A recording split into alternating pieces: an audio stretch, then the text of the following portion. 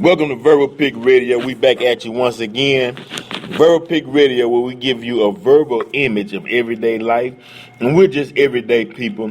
And on the show today, I have Mr. Williams, and we actually giving our take or our vantage point on what's going on recently, whether it's in Milwaukee, situations that took place in Baton Rouge, just the gist of young black men being killed, some like to use the term murdered, by police officers who are sworn to serve and protect everyday citizens, and not especially, but those of us who participate in the tax system. We pay our taxes into this system, which pays their salary, and a lot of people feel like they're not getting justice. But Mr. Williams had an excellent point on the proper handling and the mindset that we should be in if we want to bridge this gap.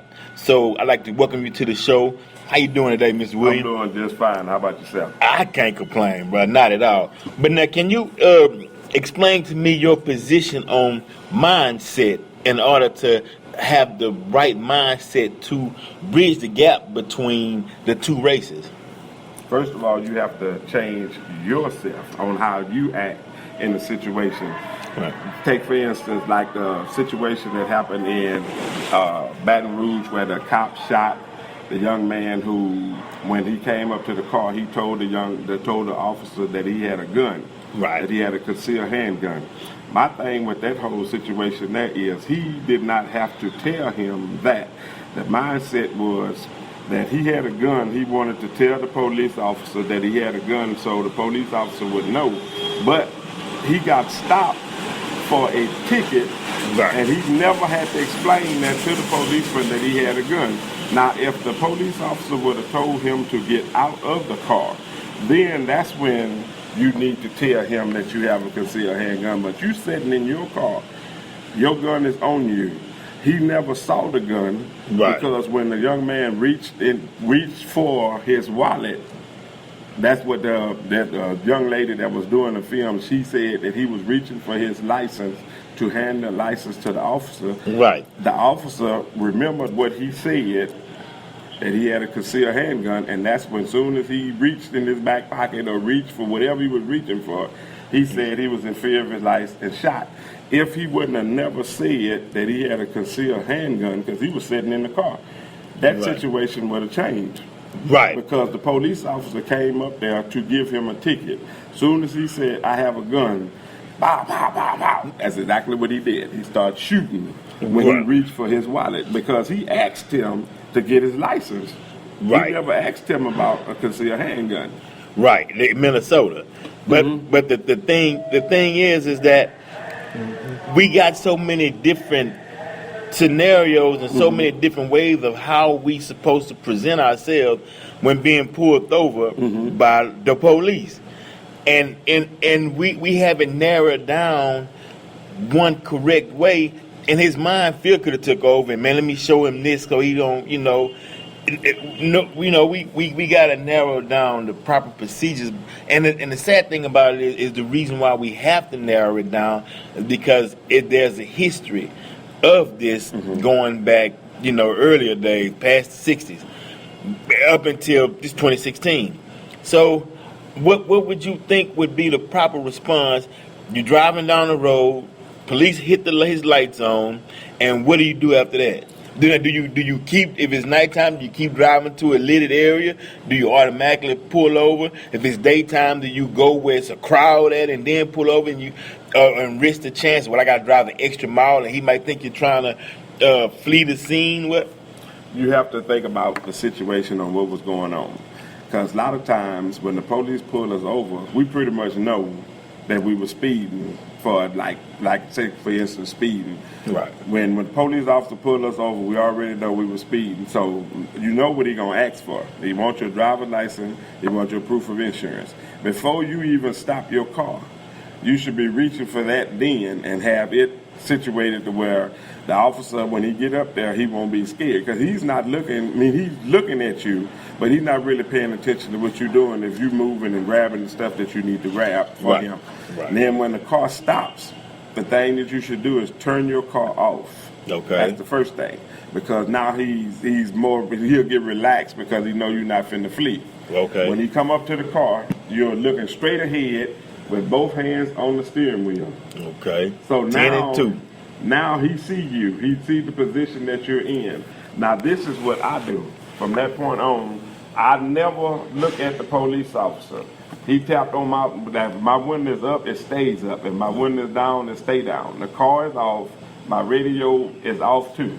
To make sure that when he give me a command that I can hear him and he can hear me. But I'm looking straight ahead. So when he say, Mr. Williams, or he say, do you know what I stopped you for? No, sir, I do not. That does not make me less of a man because I called him sir. Right. That's the one thing that we have to understand, that you're giving him the respect. Regardless if you respect him, you respect what he represents. He's a policeman. Right. He's a human being. He might be a racist. He might not can't stand black people. Right. But when I say, sir, I do not have no idea what you stopped me for. And then that's when he give the communication that he talked to you and tell you what he stopped you for. Okay. Then let him give the command. I don't answer nothing else until he say something. Okay. All I say is, no, sir, I do not know what you're stopping me for. Then Right. they say, can I see your license and your insurance? Sir, my license and my insurance is such and such. Right. Can I get it?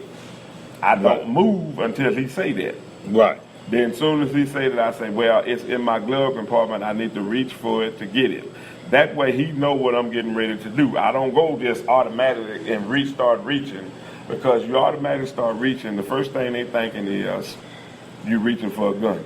Right. Because you are of that color. Right. Because they have been taught through the police force that a black man is aggressive. Right. A black man is this. A black man is a threat to you. So if I just start reaching, and I'm not the average size black man, I weigh 280 pounds and don't look like it. Right. So automatically when he come up to me, he already scared of me as it is. Right. And then if I start reaching for stuff, he gonna shoot. Right. So I tell him, it's in my glove compartment, sir, can I get it? Right. And I don't move until he say, yes, sir, because I'm taking the command that you're giving me is what step out the car. When they say, okay, well, I need you to step out the car, but they didn't give you a explanation on what do you need me to step out my vehicle for. I mean, because the thing is people are learning their constitutional right, and sometimes the police ask you to do things that's unconstitutional that doesn't coincide with your rights, and then some say, well, yeah, you still got to abide by because you want to make it home. That's the thing. I want to go home to my family. So when he tell me to get out of my car, I can ask him that question after I done got out the car. I did what he said, but when I get outside the car, that's when I ask him. But he can't say, well, I told him to get out the car and he didn't. No, I'm getting out of the car. Right. Open the door and I step out the car. And when I step out, I'm still putting my hand up on top of the car. Right. Because I don't want him to even think that I don't even want it, the appearance of what I'm doing makes it seem like I'm being aggressive toward him. That's right. So my hands are up on top of my car, and that still didn't make me less of a man. I'm still a man. That's right. Even though I stepped outside the car and did what he said. I don't care how young he is. Sir, I done stepped out the car now. What's the problem? Right. See, we have to learn these. This is called a survival technique.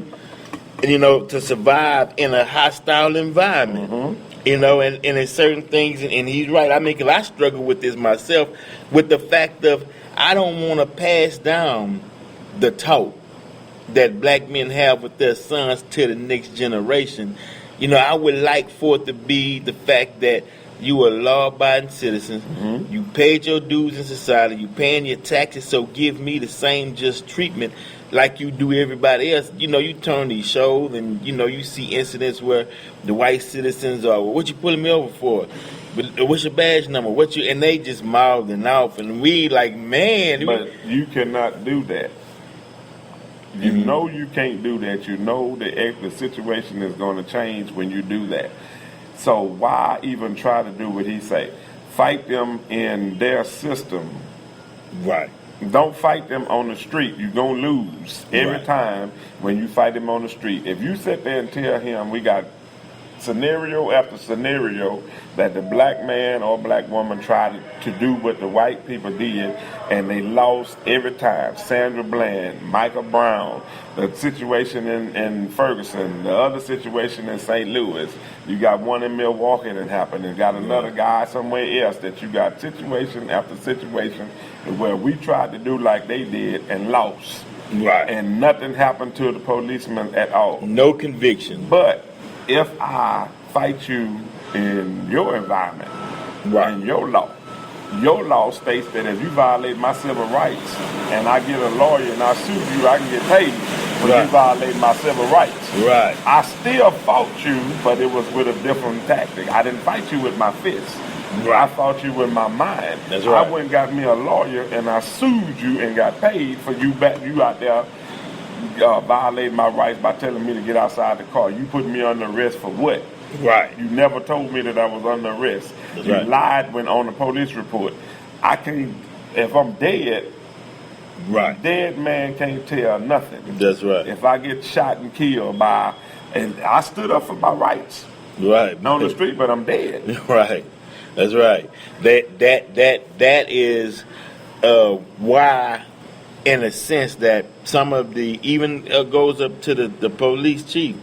The sentiment is we don't want a long trial through the court system to put a black mark on the police record.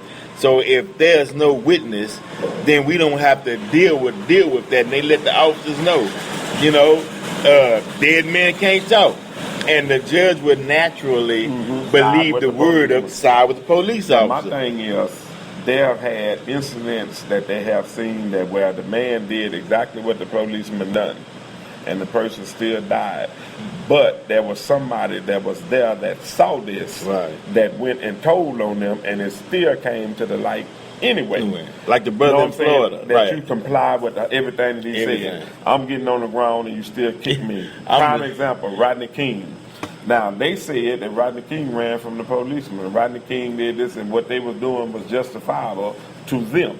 Right. But they had somebody that filmed them beating this man, and Rodney King got paid $57 million for them hitting on him, even though his life changed, but yet and still there was a black mark on them, and they had to turn around and they revamped their whole system. That's right.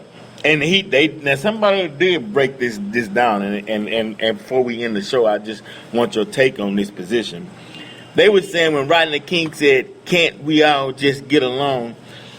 They were saying that he was actually asking the question, "Can we all just get along?" Do you believe is that possible? Can we all just get along? Yes, we can. I can get along with you and still don't like what you say. I can still get along with you and don't like what you do. Meaning that I don't have to come to where you at to get along with you. I just don't go to, like, take for instance, you have a concert that's rap. I don't like rap. Right. I'm just saying this as a scenario. That I do not like rap music. In order for me to get along with you, I don't have to go in there. Instead of me coming in there protesting and saying, y'all got to take this music and go somewhere else, if I don't go there and go somewhere, go to the music that I like, me and you still got along. We still stand on side each other. Right. But you like rap music and you went to the rap concert. Right. That's what I'm saying. We can get along because we do it now.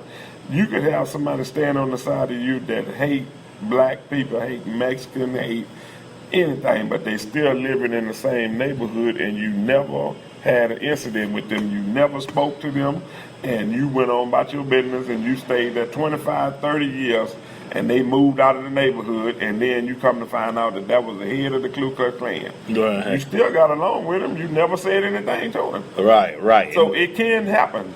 That's right. If you stay where, just like the young people say, stay in your lane. Right. Then you stay in your lane. That's right. Now, Verbal Pick Radio, we always give everybody have something to say, and everybody has validity and value in their positions. You know, we can't close an ear to wisdom or knowledge. Man, thank you for being on the show. One day we're going to have to do a part 2 on this because it seems like things are transpiring every day. But for those that's listening, take the advice. and apply it to your lives. Better yourself, and remember, the mind is